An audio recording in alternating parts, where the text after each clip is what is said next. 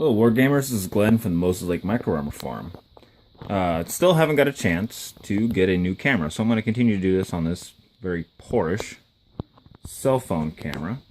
And I figure right now I'll go over like buildings, bridges, and other terrain enhancement features that I've created or bought and assembled, and kind of give you an overview on what I've done, and maybe give you some ideas on something you could do on your own boards.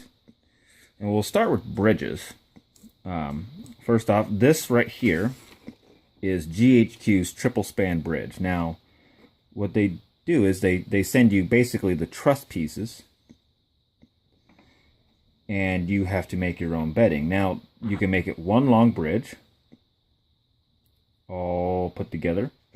You can make 3 small bridges like this, or you can make one small and one double like I did. So I have a medium-sized bridge and a small bridge.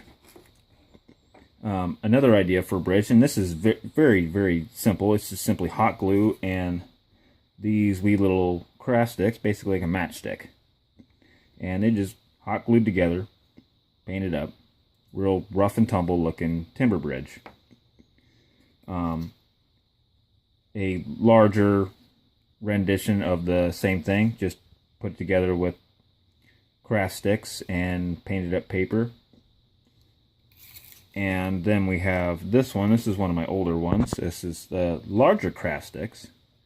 These are about 6 inches long by a 1/4 inch and detailed a little bit. We have a small little sandbag bunker and some trees and shrubbery and whatnot.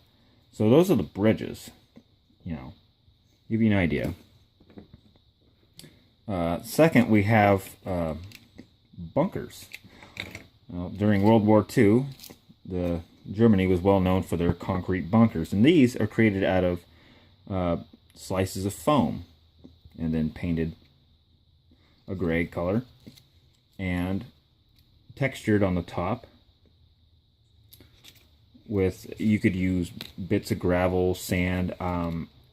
My technique I used, and I used the very same for this particular desert-based piece, is it is a medium grind cornmeal that it's affixed with spray adhesive, and it seems to fill the roll very well. It stays on pretty well. It fills the roll. It accepts paint very nicely. So these are the small bunkers like it would be seen on D-Day and whatnot. Moving over to some shelters, as they were, various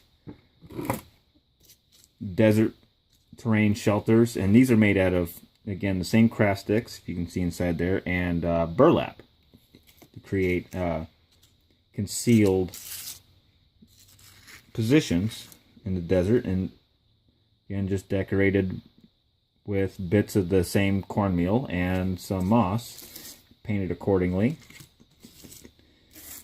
There's more of a woodland style one. And then I decided to get kind of funky and creative, and I made this. It's almost a oriental looking, like a Tiki Hut building here.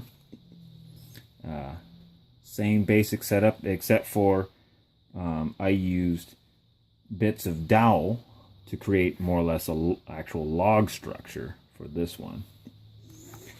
Now you can even go as far as you could take these bits of craft sticks, and again, this is the same craft stick, and also, there it's focused at, just twigs, because when you take it down to 6mm scale, even a small twig looks like a log, and can set some of those sticks alight and make it look like it's, you know, been shelled and whatnot. And this is another covered position.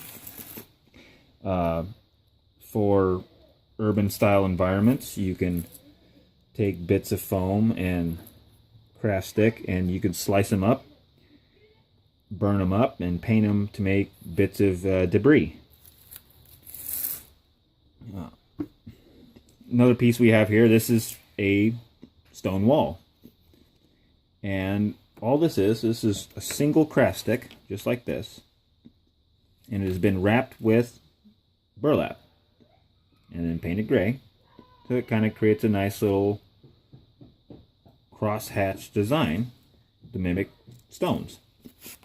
And then glue it to a piece of cardstock, painted. I got it kind of trimmed with some hedging and whatnot. Going to buildings and such. These here, I have a small village set up that I've gone to a bit of detail. These are all buildings that you can get from GHQ downloaded. You print them off, assemble them, and I've gone through and kind of added a bit of enhancement features, some little retaining walls and bits of fence. And these fencing, if we can, there we go, it's just nothing more than window screening, little tiny well, a couple of pine trees and whatnot, all set together. Here's another example of a GHQ printed print-off building that didn't quite assemble very well. This is to be a lighthouse. And then for slightly less detail, if you want to kind of mass produce some of these, this is one it's a work in progress. This is made out of foamular insulation that I use for a lot of my projects because it's very light, very dense, and very strong. And I'm still in the process of working out the details on this, but it's just a rectangle and a triangle, and glue the tops on, and we'll dress that up. And this is one of my earliest projects. I created a small outpost base for a scenario, and here we have a series of watchtowers, a guardhouse, good old American flag there. And we have a series of small positions for machine guns, some Czech hedgehogs, barbed wire around the perimeter, and this is the craft sticks, and just some simple wire that's been twisted around a round object and then pulled out again to give it the nice little kinks and whatnot that are rather indicative of concertina.